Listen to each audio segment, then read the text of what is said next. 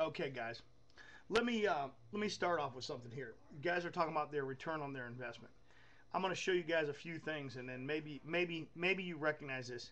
Obviously, everybody knows what this is. That's an Under Armour logo. Everybody's familiar with this, the DCS logo. That's all I got to do is DCS, and you're familiar with it already. If I hold this thing up right here, I hope that JL thinks that everybody's going to recognize his logo where he has a little skyline in with JL pressure washing. Okay, um, you know, I have a sip of that coffee there. All right, guys, everybody recognizes that logo. I'm pretty proud of that fact, but I'm more proud that my customers actually recognize it other than contractors, because contractors seem to they want to steal it all the time and use it. But um, you talk about return on investment. you know the return on investment, if I sat there and I had no other marketing in play, I had no salespeople out in the field, I wasn't working any charity events, I didn't go to any national organization meetings, I didn't go to my local networking meetings, I didn't do any of these things here. What would be my return on my investment? Everybody thinks that their return on their investment is I made a choice of a mailer, and I went ahead and I invested $400. Valpak's going to send out 10,000 mailers, and I'm going to get a certain amount of return on that investment, and that's what I'm going to base the ROI on that specific project. Marketing and sales are completely a separate deal. Okay, and the second thing is that you have to understand that in both of these, it's a collaboration and a campaign, that you work with multiple facet things that you do in order to make that logo recognizable. Okay, JL, if he, and I'll use JL, I'll use Jeff, I'd be willing to bet that if you walked into most property managers in his area in the condo business, like you could walk into the retail managers in my area or my market, they would have heard of my company. Now, the marketing that we do to have that happen wasn't that Jeff one day walked in and gave somebody a cup and they're going to remember that for the rest of their life, or because he gave them a cup, call him and spend $10 million dollars. Okay? It's because, one, he might have had some marketing going on prior. And what happens is now Jeff went in and did another form of marketing, another form of retention, to have them instill and remember JL pressure washing or Ron Musgraves at Pro Power Wash. I think that sometimes you guys, and I know that a lot of you are talking about residential because you're like, I can't do anything. Well, I know a lot of you guys why you talk about the TV and stuff like that, and because you're trying to figure out how to get to masses on your in your local area as far as residents go. Well, I got to tell you that I'm not won't let this tip out of the bag. Maybe at a later date, but there's some social marketing and networking that is way more efficient for a local guy reaching homeowners than, and some of you guys will use your imagination and figure it out, than trying to reach, trying to pay for expensive TV ads. I'm not saying don't do TV ads. I can't afford TV ads. My market for TV ads are crazy. We used to do radio.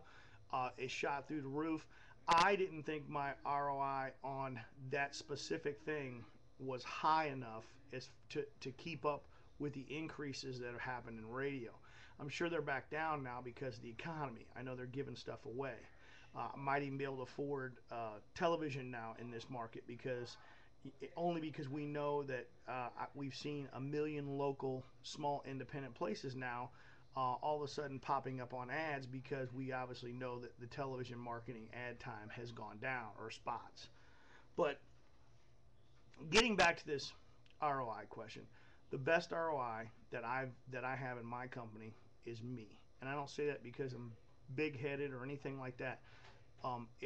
pretty much everyone here is, if they're not their best return on their investment, then your company's in trouble, and you better get a job, or you'd better find that person with inside of your company, because the bottom line is the best mailer, the best campaign, the best widget that's out there is not necessarily going to make people buy from your company. What's going to make them buy from your company is being familiar with your company, seeing your company out there in enough light. Jeff bringing in the cup, Ron then following it up with the brochure, and then maybe with a follow-up handshake. I know a lot of guys are going to go back to, well, this is commercial work. You can't do that in residential, and you can't. And that's why I'm no good at residential marketing. I don't really have an interest in it. I know how to build relationships with commercial clients, get their business, win them over, and that's what we do. And that's what we do here every day. So the best ROI is myself. The next best ROI is one of my salespeople that's under me, and so on and so on and so on. Those are the best returns on my investments. Now, the best marketing things that I've ever done, also because it is the commercial world, are personal things that we've done for people, uh, charity events that we've done for people. These charity events and association events are by far the best thing that we've ever done in entire existence. I can tell you one story after another how we landed thousands of dollars worth of business off of doing charity work. Some say, well, then Ron's not really out there trying to do charity work for people. Yeah, we are. We want to do charity work for people. We want to help our community. We want to feel good about ourselves at the end of the day, just like any good person does. So, fortunately, we get to help customers that are in need and need us to get out to charity events. If I said that there was one thing other than myself or my sales crew, it would obviously be a charity event would be where I would spend my money as far as trying to make a notice in the community. And I would think in the residential situation, this would be good as well, because the fact of the matter is we get a lot of residential. We get a lot of people asking to do residential, and we don't do residential. So we have to actually refer the work out, or we will do the work for free to mentor a relationship if they're a commercial client, a potential commercial client. Uh, so I mean, I know that these events could work in your favor as well. Um, Definitely referral, customer referral. And people go, well, Ron, that's not really a return on your investment. Brother, it takes time and money to call these referrals and make them happen. It takes time to have a referral program in place and a cost to keep the referral program going. Am I going to talk specifically about my referral program? No, some of this stuff is proprietary to me. I have great referral programs. Some of you guys will be listening in the future of phone calls that I've done, and I'll show you in these phone calls how you get referrals. And basically, if you don't ask for a referral, you're not going to get it. But there are smoother ways that you can get a referral from somebody without flat out, can you give me a referral? There's ways you can do it. Anyways, but that's a little help. That's what I can do for you guys on this question for the ROI. Basically, you got the top three: yourself, charity work, and building a referral program.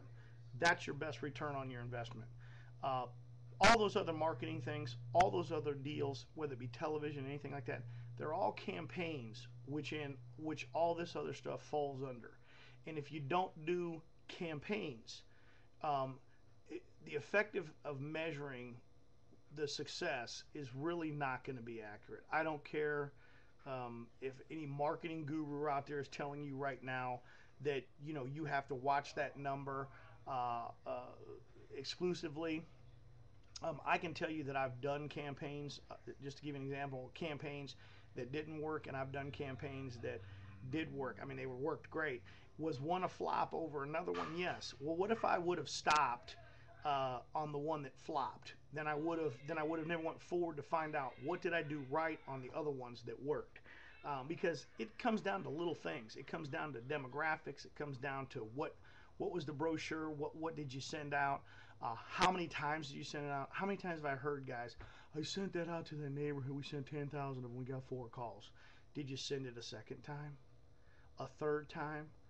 Uh, they increase as you send them, and the retention of the marketing increases in the customers and the awareness, and they become more aware of, and your name becomes a brand and a household when they start thinking about that.